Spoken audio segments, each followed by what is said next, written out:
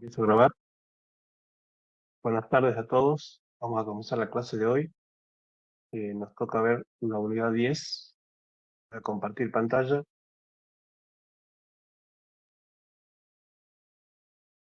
Bueno, hoy vamos a ver la unidad 10. Nosotros pedimos, esperen que la abra acá la unidad.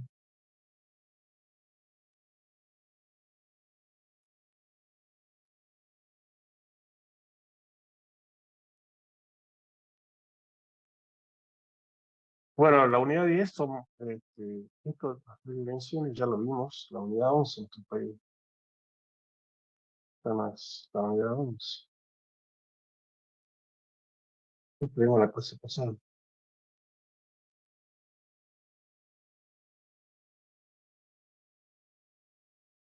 Eh,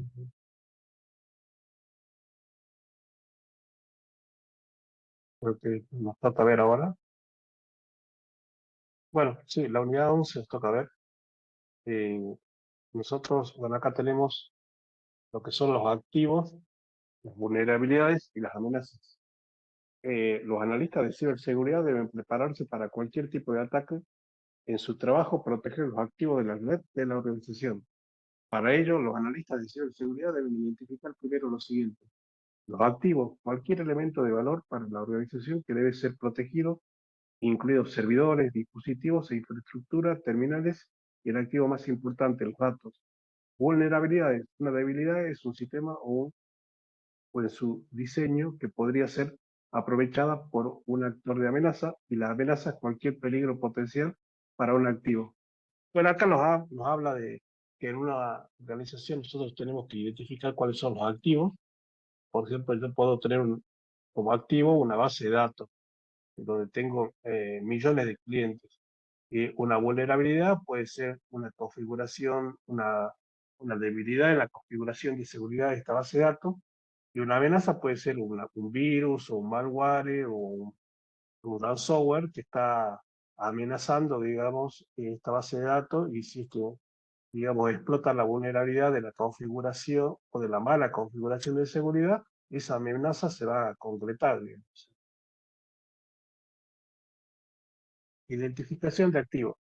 Los activos son la colección de todos los dispositivos y la información que posee o administra la organización. Los activos constituyen la superficie de ataque a la que podrían apuntar agentes de amenaza. A medida que una organización crece, también lo hace sus activos.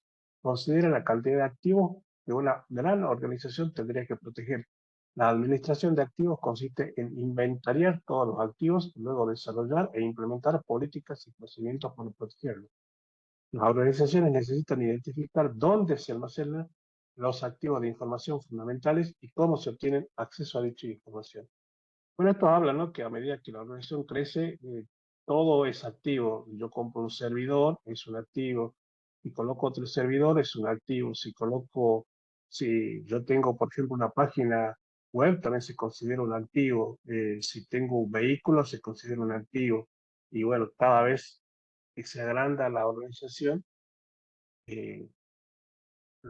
tiene más activos. Por eso es muy importante que los identifiquemos para poder ver, digamos, qué vulnerabilidad tiene cada uno. Por ejemplo, en la configuración de un servidor, o en la configuración de un data center, en la configuración de un base de datos, o en un vehículo, si tiene todos los seguros, digamos, qué riesgo puede correr. Eso es importante, digamos, identificar los activos y asociarlos con cada vulnerabilidad.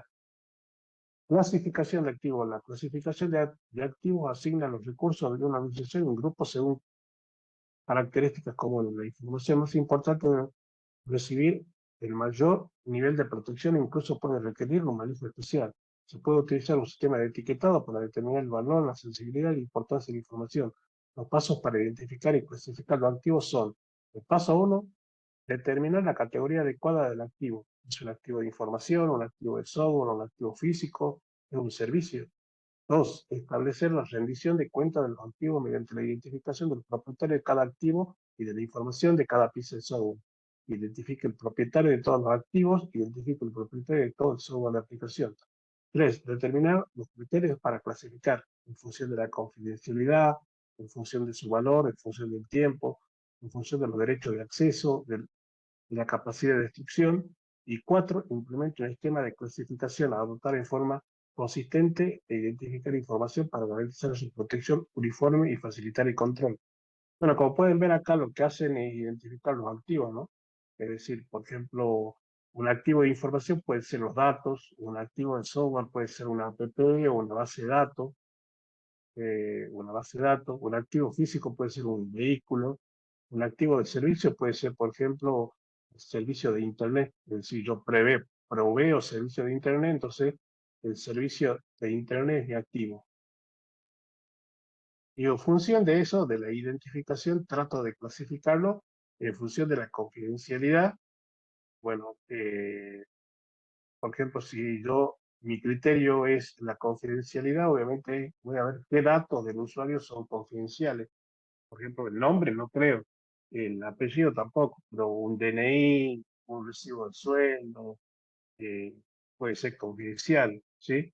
El, eh, si es una base de datos, puedo clasificarla en función de su valor. Tiene un precio esta base de datos. Si es un vehículo, también puedo clasificarlo en función de su valor. Si es el servicio de Internet, puedo eh, clasificar, digamos, el activo en función del tiempo de actividad que tiene ese servicio. Estandarización de activos. Los estándares de activo identifican productos de hardware y software específicos utilizados por una organización. Cuando ocurre una falla, actuar inmediatamente ayuda a mantener tanto el acceso como la seguridad. Si una organización no está estandarizada, su selección de hardware, el personal debe esforzarse por encontrar los componentes de repuesto. Los entornos no estandarizados requieren más experiencia para su administración y aumentan el costo del contrato de mantenimiento de inventario. Bueno, habla de que en la organización todo tiene que tender a estandarizarse, es decir, los componentes tienen que tener los componentes de una PC tienen que tener, digamos, asociados el número de componentes. ¿Para qué? Para poderlo comprar en cualquier proveedor, porque lo que no podemos hacer es tener equipos que tengan un único proveedor. Entonces ahí lo que estaríamos haciendo, estaríamos limitando, porque si este servidor tiene solamente un único proveedor y ese proveedor por este motivo no puedo acceder, el equipo que viene utilizado. Entonces tratar de que todo lo que nosotros compramos tenga un estándar de fabricación, es sujeto a proveedores que realizan productos con estandarizaciones de calidad y, digamos, yo pueda conseguir un producto o un componente en cualquier parte con cualquier proveedor, no, digamos, tener un solo proveedor. Bueno, etapas del ciclo de vida de activos. Tenemos la etapa de la adquisición. La organización compra los activos según las necesidades identificadas a partir de los datos recopilados para justificar la compra. El activo se agrega al inventario de la organización. Implementación. El activo se ensambla e inspecciona para detectar defectos u otros problemas. El personal realiza pruebas e instala etiquetas de código de barra con fines de su seguimiento. Un activo se mueve del inventario que está en uso. Utilización. Esta es la etapa más larga del ciclo. El rendimiento del activo se verifica continuamente. Las actualizaciones, las legislaciones comparte, la compra de nuevas licencias y las auditorías del cumplimiento forman parte de la etapa de utilización y mantenimiento. El mantenimiento ayuda a extender la vida productiva de un activo. El personal puede modificar o actualizar el activo. Y eliminación. Al final de su ciclo de vida, el activo debe eliminarse. Todos los datos deben eliminarse del activo. La eliminación puede incluir desmantelamiento de un activo para obtener piezas y repuesto. Cualquier pieza que pueda causar un riesgo ambiental debe eliminarse de acuerdo con los locales. Bueno, esto, digamos, habla de los pasos que tiene que tener un activo en una organización. Cuando usted lo compra, cuando usted va a implementar ese activo, cuando lo está utilizando, cuando le realiza mantenimiento y cuando lo elimina. Por ejemplo, una base de datos yo la compro, qué sé yo, en $1000. La implementación, bueno, la implementación es la base de datos, la coloco en un servidor, a esa base de datos, La utilización es que, bueno, ya tengo una app que accede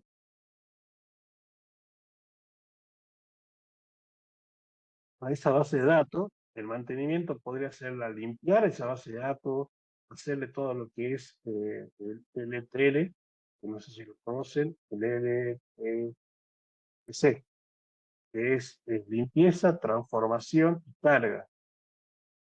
Y por último, eliminarla, bueno, la base de datos, porque ya no me resulta útil, bueno, o por X motivo. Se venció la licencia. Identificación de vulnerabilidades. Eh, La identificación de amenazas le brinda a una organización una lista probable de amenazas en un entorno determinado. Para identificar las amenazas es importante hacerse varias preguntas. ¿Cuáles son las posibles vulnerabilidades del sistema? ¿Quién podría aprovechar estas vulnerabilidades para obtener acceso a los archivos de información específica? ¿Cuáles serían las consecuencias si alguien aprovecha las vulnerabilidades del sistema y se pierden los activos?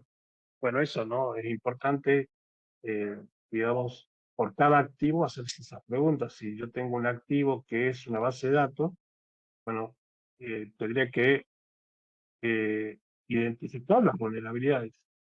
¿Qué son las vulnerabilidades? Son las debilidades de configuración que tiene ya sea el sistema operativo o la base de datos.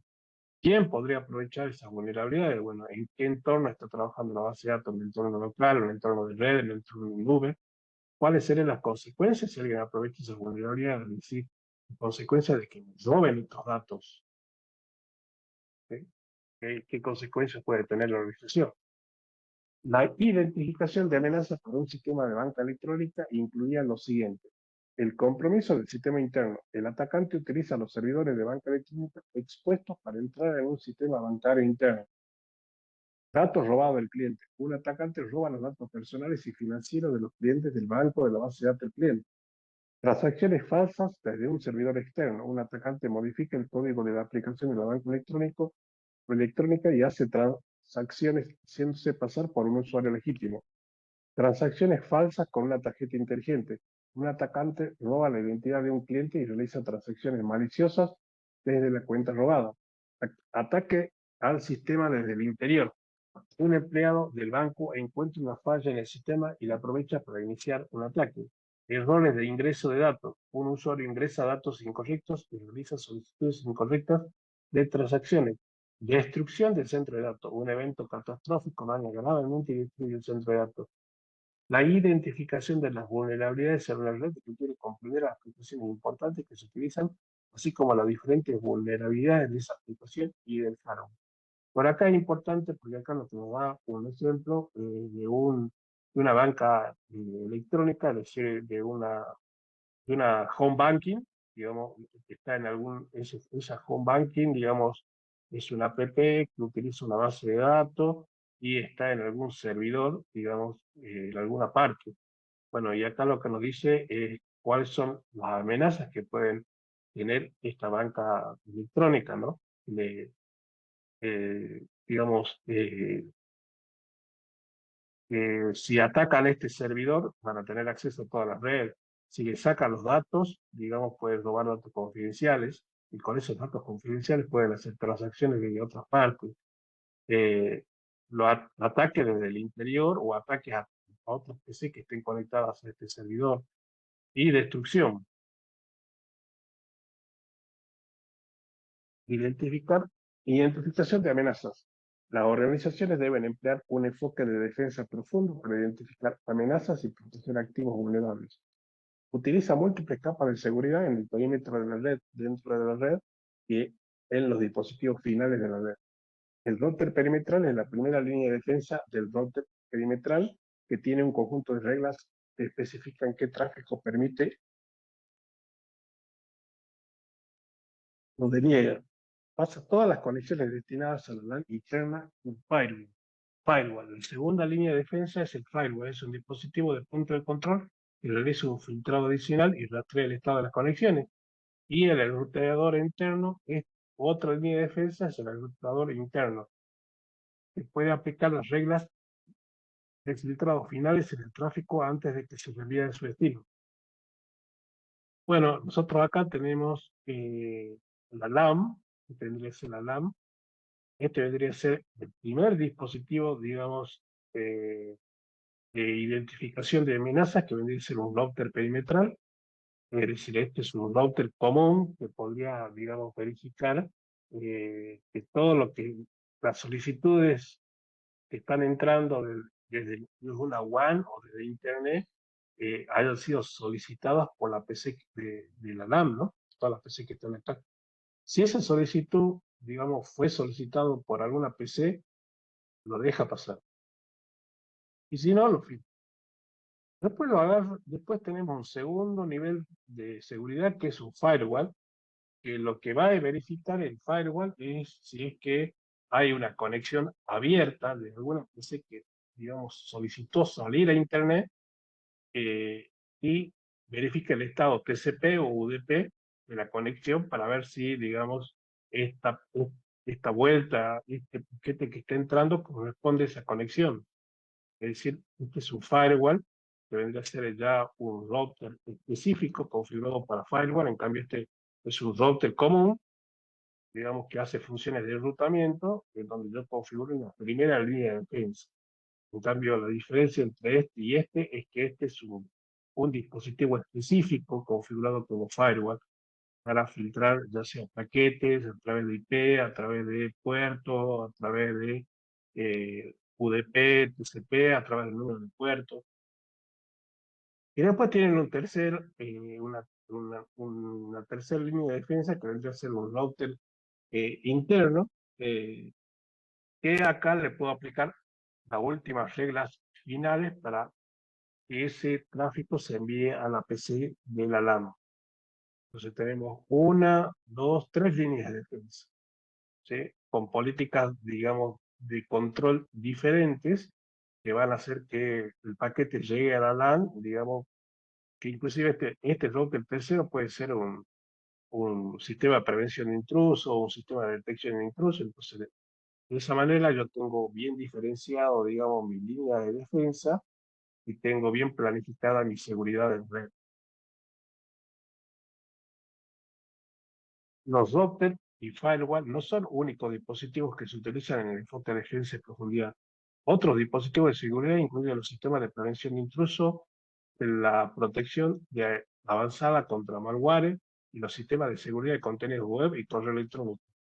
En el enfoque de seguridad de defensa en profundidad por capa, las diferentes capas trabajan juntas para crear una arquitectura de seguridad en la que falla una protección no afecte a la eficacia de las demás. Bueno, acá lo que nos habla es que eh, yo puedo configurar en estas tres líneas de defensa, por ejemplo, este sea IPS o IDS, que sea un sistema de prevención de intrusos o un sistema de detección de intrusos. Esto de protección avanzada contra malware lo vimos, es decir, las PC tendrían un framework que estaría gestionado por un servidor, en donde estas PC, digamos, están protegidas con un software de protección avanzada contra malware, una AMP. Es decir, ese software obviamente yo lo compro y me garantiza que los PC de Milán no tengan malware.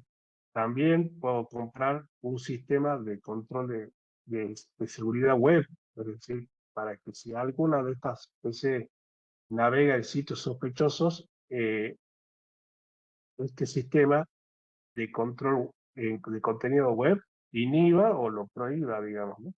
Y también puedo tener un sistema de correo electrónico, es decir, para chequear los spam y todo ese tipo de cosas. Bueno, llegamos a la cebolla. De esto hay mucho en el parcial, en los exámenes de certificación. Hay mucho que tiene que ver con esto. Eh,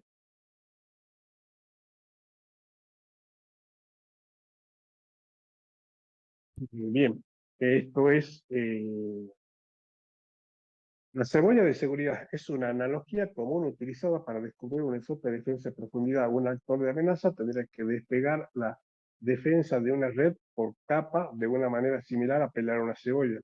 Solo después de penetrar cada capa, el actor de amenaza llegaría al sistema o a los datos a los cuales intenta proteger, digamos.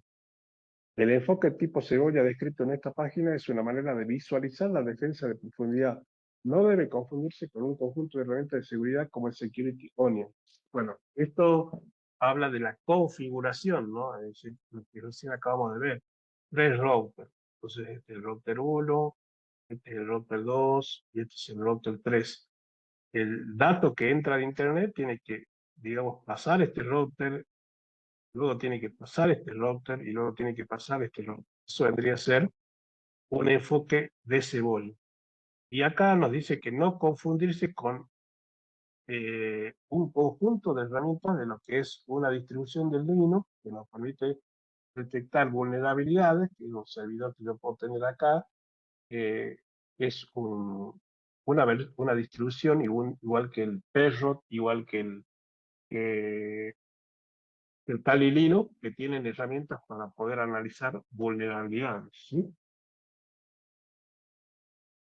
Bueno, acá nos dice el panorama cambiante de las redes, como la evolución de las redes sin fronteras, ha cambiado esta analogía de alcachofa a la alcachofa de seguridad, que beneficia al actor de amenaza. Los actores de amenaza ya no eliminan cada capa, solamente necesitan quitar hojas de una alcachofa. No solo eso, sino que cada hoja de la red puede revelar datos confidenciales que no están bien protegidos. Los hackers descascaran la armadura de seguridad del perímetro para llegar al corazón de la empresa. Bueno, otro concepto, el concepto este es el más común, que es el de cebolla, ¿no? En donde, digamos, tengo que violar capa por capa para poder llegar a una LAN, digamos, ¿no? En cambio, en el segundo es de alcachofas, un esquema de seguridad de alcachofas, en donde yo puedo, digamos, atacar, por ejemplo, las contraseñas que tiene, y de esa manera, digamos, voy despedazando o deshojando por hoja. Es decir, las contraseñas vendrían una hoja, vendrían a ser una hoja, yo las ataco. Después, el cliente lo ataco, la base de datos lo ataco, la aplicación web lo ataco, el desbordamiento de abajo lo ataco, y cada una de estos me va generando vulnerabilidades. Para garantizar la disponibilidad de los datos y la información, una organización debe elaborar distintos niveles de protección. Capas para asegurarse de que los datos y la información sigan estando disponibles, una organización debe establecer diferentes capas de protección, creando una barrera de múltiples defensas que trabajen juntas para prevenir los ataques. Limitar el acceso a los datos y la información reduce la posibilidad de una amenaza. Una organización debe restringir el acceso para que los usuarios solo tengan el nivel de acceso requerido para realizar su trabajo. Y la diversidad, si todos los niveles protegidos fueran iguales, no sería muy difícil que los ciberdelincuentes realizan un ataque exitoso. Las capas deben ser diferentes para que si se penetra una capa, la misma técnica no funcione en todas las demás, lo que comprometería todo el sistema. Bueno, esto está, digamos, bastante bien explicado, que nos dice que si, digamos, el hacker logra violar una capa, ya sea a través de una vulnerabilidad, esa vulnerabilidad no tendría que tener el segundo nivel. Porque si es la misma, digamos, el hacker, así como violó esta capa, va a violar esta capa y va a violar la tercera capa. Entonces tendría que tener configuraciones de seguridad diferentes, digamos, ¿no? Oscuridad y simplicidad. Bueno, la oscuridad, oscurecer la información también puede proteger los datos y la información. Una organización no debe revelar ninguna información que los ciberdelincuentes puedan utilizar para identificar qué sistema operativo está ejecutando un servidor o el tipo o marca de equipo o software que utiliza. La simplicidad es la complejidad. La complejidad no necesariamente garantiza la seguridad. Si los empleados no tienen cómo configurar correctamente una solución, por ejemplo, si configuran su cuenta mediante un proceso innecesario o complejo, esto puede facilitar al ciberdelincuente pongan en peligro estos sistemas. Bueno, esto de la oscuridad es más que nada un concepto, es para que a través de algún software en red pueden identificar, digamos, qué versión del sistema operativo tiene este servidor, qué puertos abiertos tienen, De hecho, una de las más utilizadas para hacer esto es Nmap. Nmap, ustedes lo tienen que aprender bastante bien en este curso. El Nmap es la herramienta más utilizada de hace mucho, y yo creo que por mucho tiempo va a ser la más utilizada para poder hacer escaneo de vulnerabilidades. El Nmap me permite a través de diferentes parámetros poder verificar qué sistema operativo tiene, qué puertos abiertos tiene, qué aplicaciones tiene. Y bueno, si yo descubro qué aplicación tiene, en función de la aplicación hay una relación entre lo que es la aplicación, el protocolo, el servicio y el puerto. Entonces, si tengo, por ejemplo, la aplicación eh, Mozilla o Firefox, seguramente estoy trabajando con el protocolo HTTP y el servicio es un servicio de navegación. Y la navegación utiliza el puerto 80 y 443. Es decir, a través de determinar qué aplicación tiene instalado este servidor, puedo determinar qué puerto tiene, qué servicio corre, qué protocolo se está utilizando. Bueno, después tenemos gestión de operaciones. La gestión de la configuración se refiere a identificar, controlar y auditar la implementación y cualquier cambio realizado en la línea de base establecida en un sistema. La configuración de referencia incluye todos los ajustes que se configuran para un sistema que proporciona la base para todos los sistemas similares.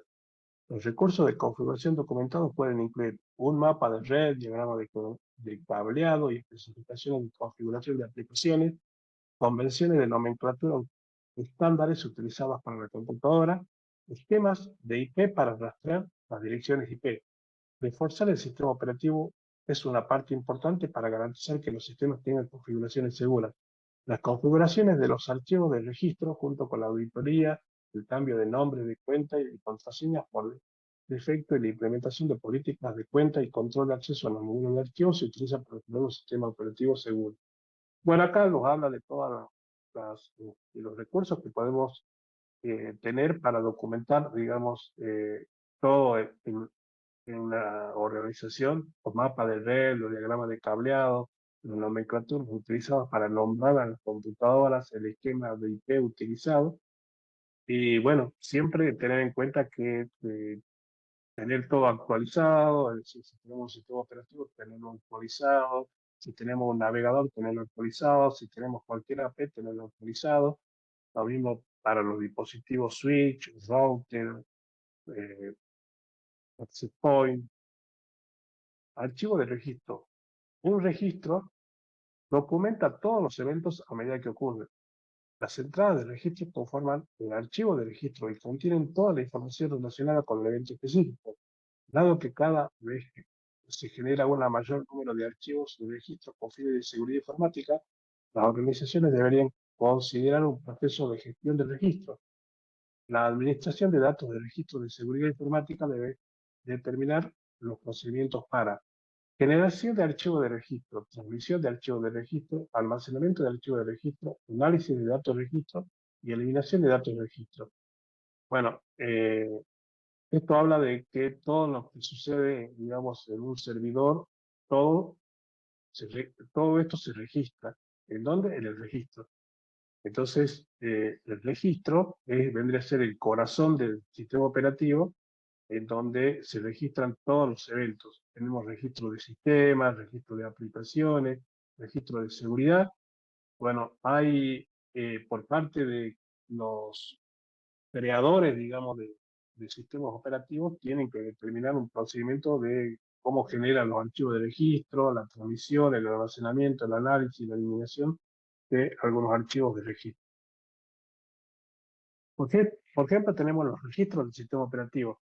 Registra eventos vinculados a acciones que tienen que ver con el sistema operativo. Los eventos del sistema incluyen las solicitudes del cliente y las respuestas de servidores como autenticación de usuario exitosa, información de uso que contiene la cantidad y el tamaño de transacciones en un periodo determinado.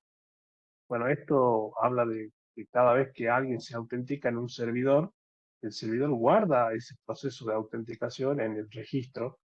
Cada vez que alguien está intentando entrar, me guarda no solamente estoy intentando entrar con el usuario MAN, la contraseña 123, el IP que es 10.10.10 .10 y el horario, cuando hace a las 13:20 y la fecha.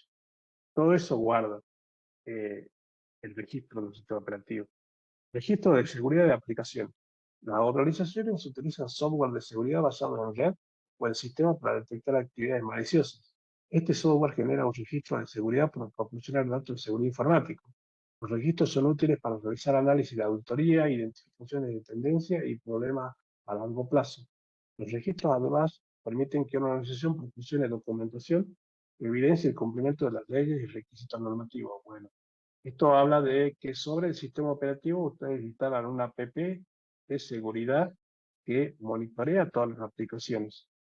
Es decir, que cada vez que alguien instala una aplicación, esta app registra esa instalación, cada vez que alguno hace un cambio, registra la configuración, el update, la eliminación, todo.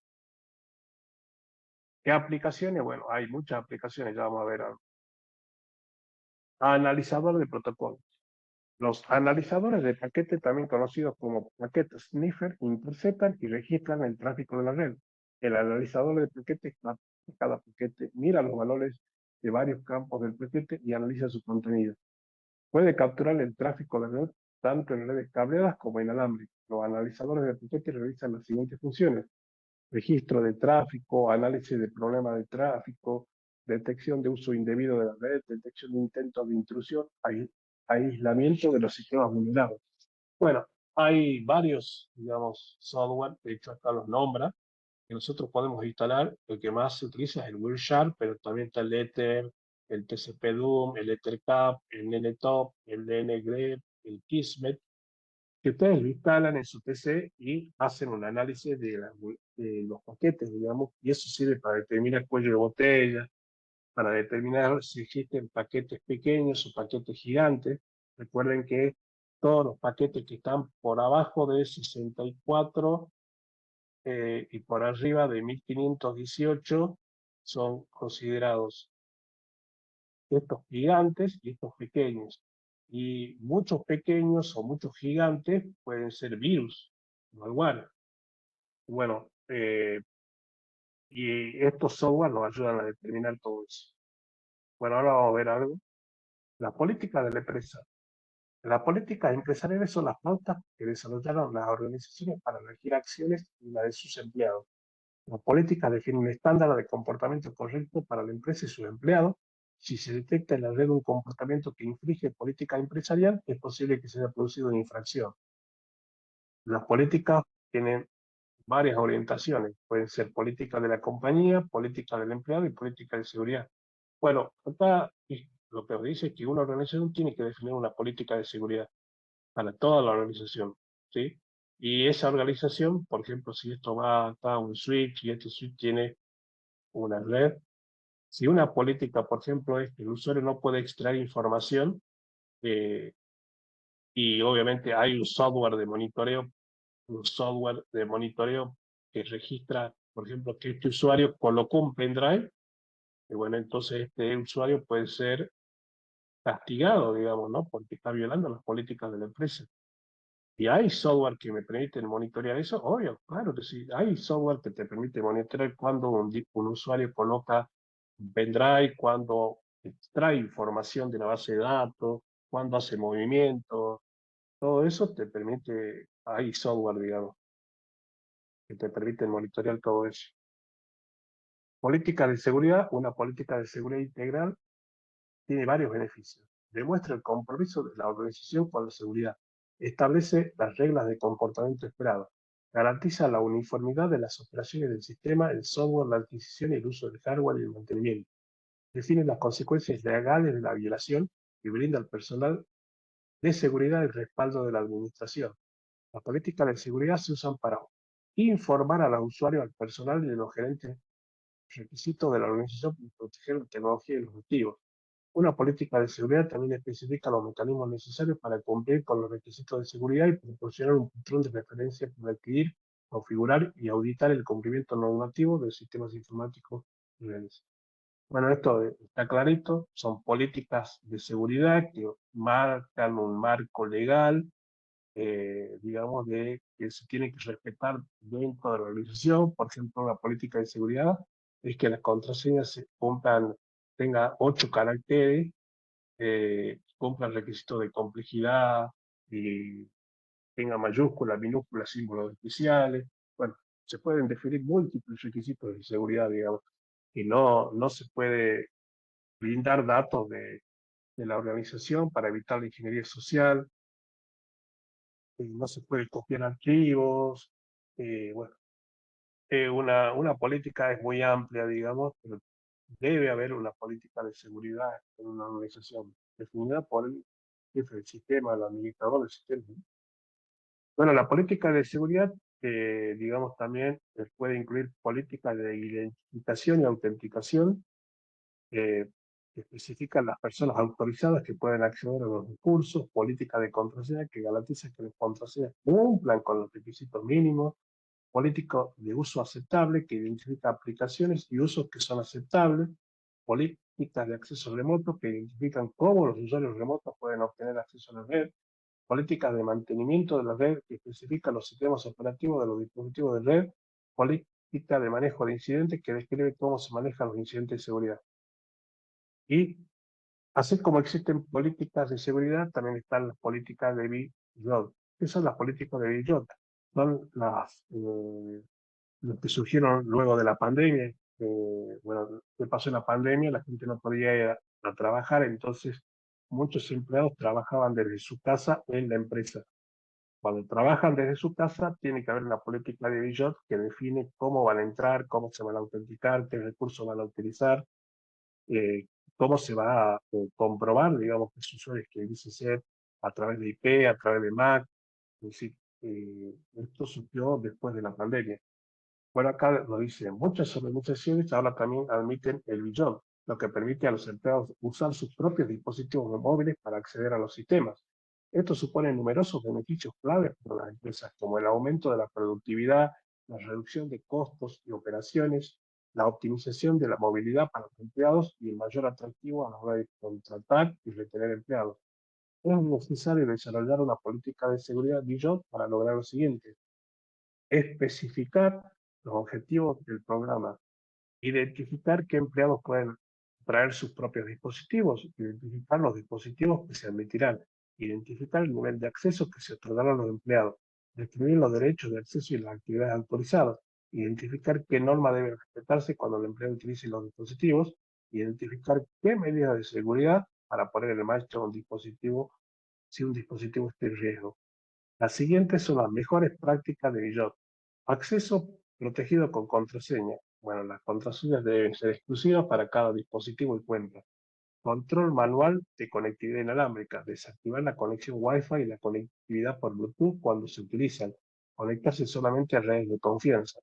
Mantener actualizado el sistema operativo y el software. Es decir, si alguno, por ejemplo, de las personas que yo estoy permitiendo que entren a la organización o lleven su dispositivo a la organización para no utilizar, digamos, dispositivos de la organización, tiene el sistema operativo vulnerable, pues que el hacker entre por ese usuario, digamos. Por eso, digamos, en la política de Billot también le podemos exigir que los usuarios que utilicen su dispositivo tengan todo actualizado.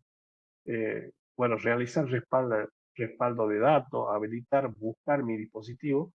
Esto, suscribirse a un servicio total. Bueno, esto es para suscribirse a un servicio de localización de dispositivos con una característica de borrado remoto. Usar software antivirus, es decir, ustedes no podrían, por ejemplo, permitir que un usuario ingrese desde afuera remotamente a la organización un, sin tener un antivirus, ¿no? Bueno, cumplimiento de normas y estándares. También hay reglas externas en materia de seguridad. Los profesionales de seguridad de la red deben estar familiarizados con las leyes y los códigos de ética obligatorios para los profesionales de seguridad de los sistemas de información. Muchas organizaciones deben desarrollar e implementar políticas de seguridad. Las reglas de cumplimiento definen qué organización debe hacerlo y qué responsabilidad tiene si no la cumple. Las reglas del cumplimiento de una organización está obligada a seguir dependen del tipo de organización y de los datos que maneja. Bueno, esto vendría a ser la parte teórica, digamos, de la unidad 11. La parte práctica, bueno, yo ahora tengo instalado el Wireshark. El Wireshark, digamos, es un, un software que ustedes lo pueden instalar y que es un analizador de paquetes. En el Wireshark, digamos, puedo iniciar la captura.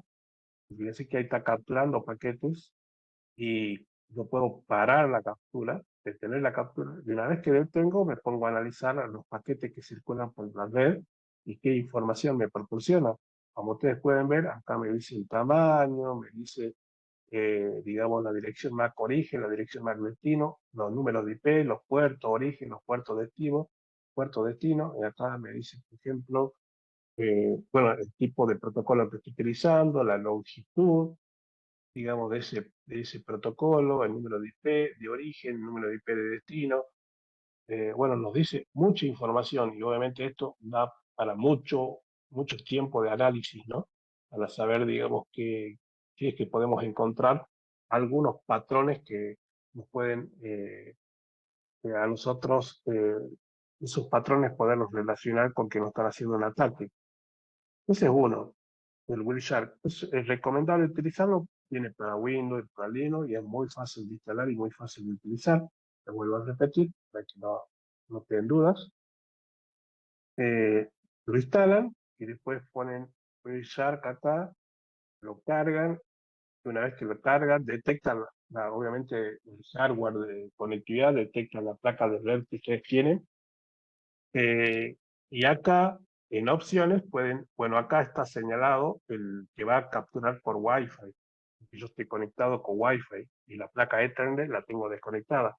Y si ustedes tendrían la placa Ethernet y la placa Wi-Fi, tendrían que elegir por cuál de las dos va a capturar o va a monitorear, digamos, el tráfico.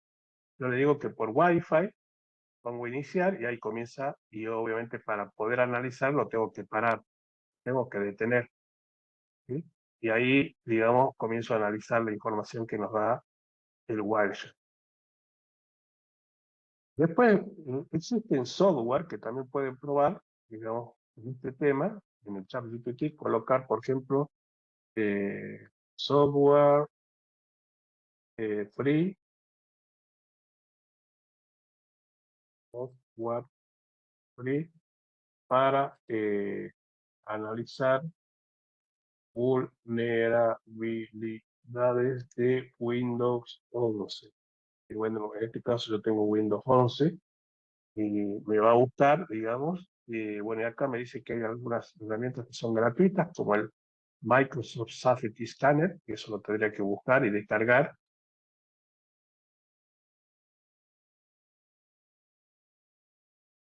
A ver si tengo alguno acá. Tengo para descargarlo.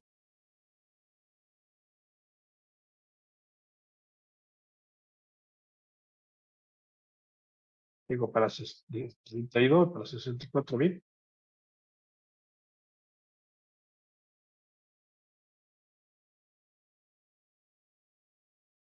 Ahí lo está descargando.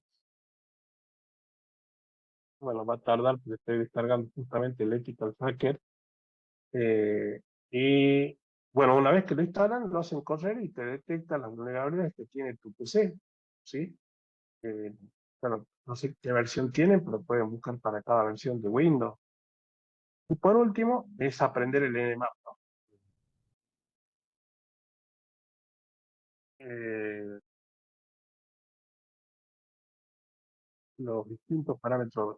Explícame Nmap con sus distintos parámetros. Bueno, este Nmap, digamos, sí, Nmap, ahí justamente. Me equivoqué acá, pero miren, el chat de inteligencia artificial me tomó. Bueno, y acá me va explicando que el escaneo más básico esto lo hago solamente en Linux. Por eso es importante tener, digamos, alguna máquina virtual para poderlo probar. Nmap, y si yo le coloco el número de IP, me escanea 1000 puertos más comunes de un host en función de su IP. Bueno, si utilizo el parámetro "-ss", me hace un escaneo rápido y sigiloso.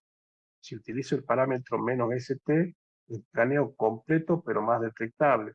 Si utilizo menos SU, escaneo puertos UDP. Entonces, ustedes van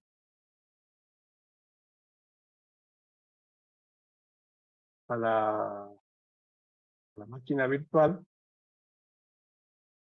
Bueno, la tengo acá en VirtualBox, no sin correr,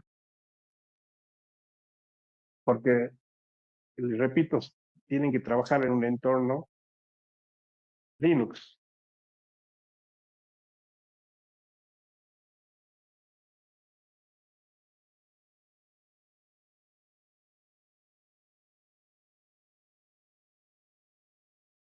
Bueno, acá la contraseña password ya la tenía colocada. Y acá tengo también el Wireshark, Linux. Lo hago correr, también detecta qué placa de red es, o me está preguntando por qué placa de red es. Voy a Capture the Option y defino la placa de red y lo hago correr. Y acá puedo correr, por ejemplo, el Nmap. El Nmap, y si yo coloco solamente Nmap, fíjense que me muestra muchos parámetros del Nmap. El Nmap, le vuelvo a repetir, es importante que lo aprendan. Cuesta aprender este comando, pero con la ayuda de inteligencia artificial nosotros podemos utilizar, a ver, ¿qué tenemos acá?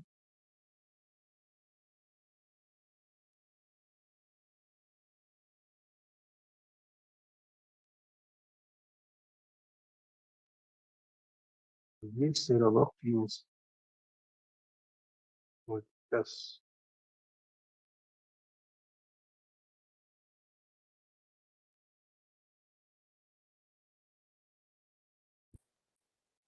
a ver, 10.02.15. Seguntín, al 10.02. No, al 10.0.0.2.15. Bien, entonces ahí puedo utilizar, no sé,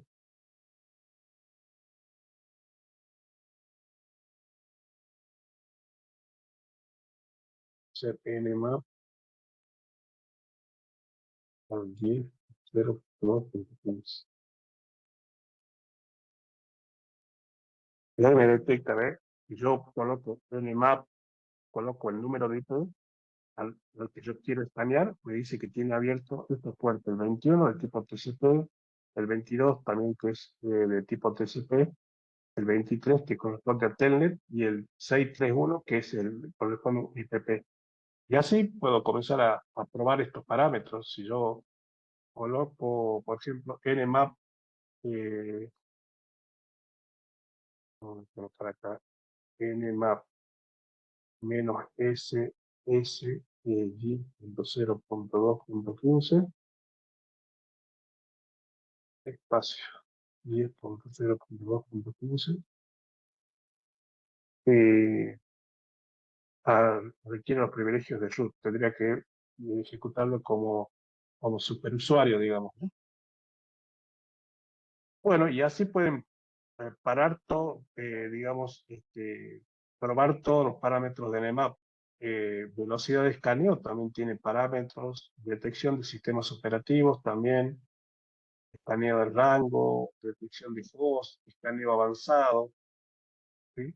Para escanear N puertos, salidas de resultado. Nosotros lo vamos a ver, pero lo importante es que tengan esta máquina virtual. Más adelante hay otras unidades en donde vemos Nmap, lo vamos a ver en detalle, pero es importante que para practicar esto tengan ya instalado su máquina virtual. Vuelvo a recordar que para instalar la máquina virtual van en el buscador, colocan recursos, hub de Cisco, y acá está. A ver, ¿dónde está?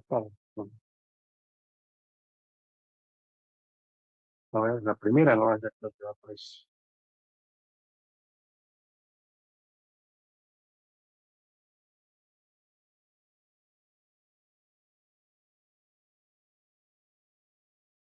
Y acá están, ¿ves? Y bueno, este es el que se tienen que descargar ustedes para practicar. Pero estaría bueno que también lo tengan instalado el Kali Linux. Yo, bueno, ahora recién lo estoy instalando el Kali Linux, recién está descargando. A ver, instalamos este, que es el analizador de vulnerabilidades.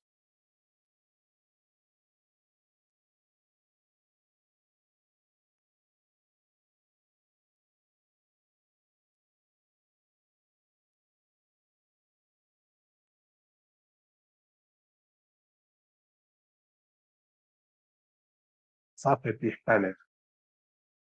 A ver si lo termino de instalar, esperen un ratito.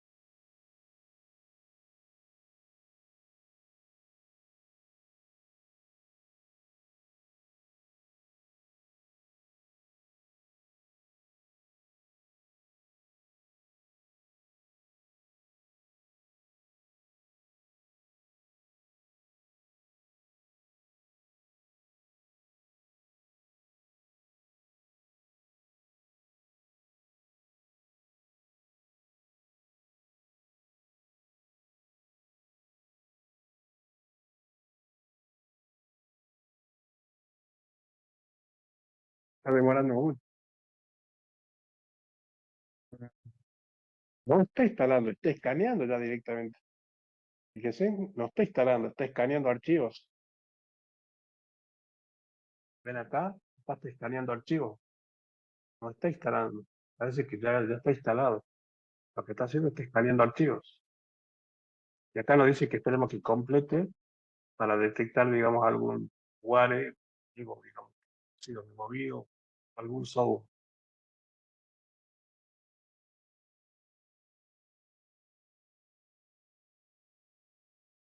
Bueno, no sé si mientras escanea, gente en clase, preguntas.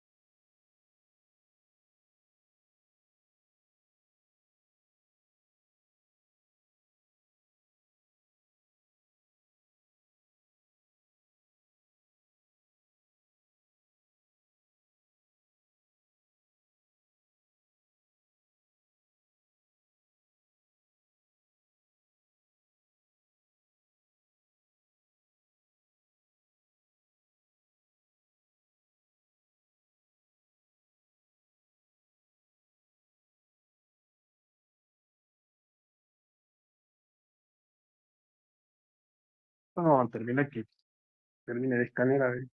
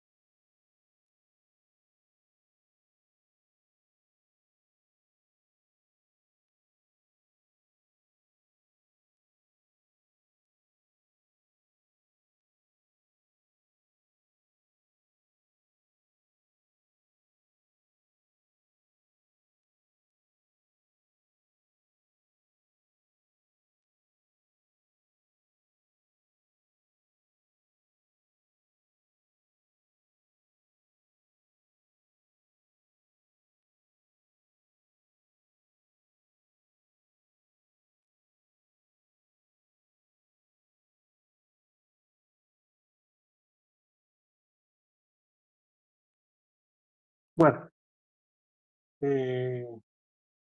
parece que va a tardar bastante. Bueno, chicos, ahí terminó.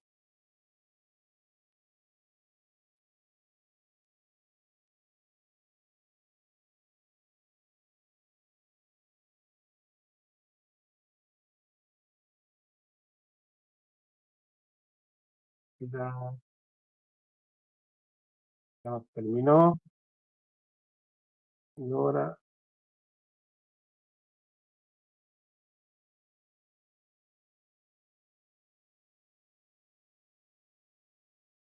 No.